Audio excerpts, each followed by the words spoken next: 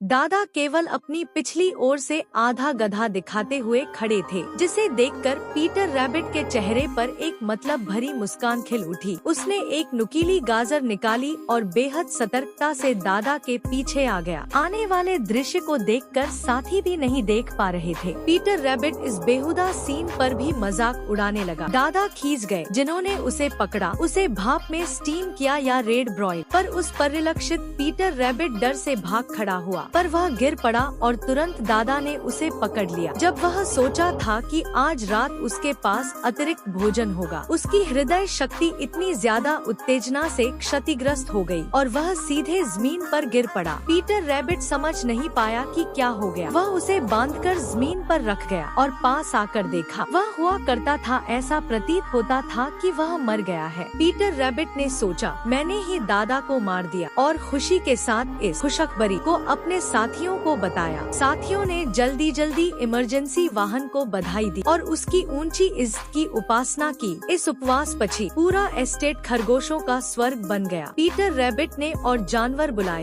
वे दादा की विला में एक धूमधाम भरा जश्न मनाना चाहते थे, पर उसे यह पता नहीं था कि जैक पहले ही दादा की विरासत का वारिस बन चुका था और जल्द ही उस हवेली में आने वाला था। उस रात गहराई में जब पीटर रैबिट अपनी जिंदगी का आनंद ले रहा था, तभी वहाँ बत्तख आया और उसकी योजना नाकाबंदी कर दी, क्योंकि जैक उस हवेली के द्वार पर आ चुका था। पीटर रैबिट जानवरों को छुपा लिया। रैकून नहीं जानता था कहाँ छुपा जाए। नजरों को ढक लिया। नहीं, अगर तुम किसी को नहीं देख सकते तो कोई तुम्हें नहीं देख सकता, समझ रहा है? जल्दी छुप जाओ। क्या टॉमी, तुम अगर सुअर का बच्चा बन जाओ तब भी वह तुम्हें देख सकता है। मेज कपड़ा बनाओ, इतनी भी कोई बात नहीं। और अब तुम क्या बन रहे हो? मैं एक रोटेटिंग प्लेट। उसी समय जैक द्वार तक पहुंच चुका था। रैकून अब भी छद्म भूमिका में था। पीटर रैबिट उसको पकड़कर तुरंत वहां से हट गया। जब जैक ने लाइट जलाई तो वह चौंक गया। यह क्यों एक कचरा ढेर में बदल गया? जो भव्य हवेली कहाँ गया था? निराश जैक नीचे बैठ गया, लेकिन अगली ही क्षण सभी छोटे जानवर एक साथ बाहर निकले और हवेली छोड़कर भाग गए। दूसरे दिन जैक ने कमरा साफ करना शुरू किया और चारों ओर की बाड़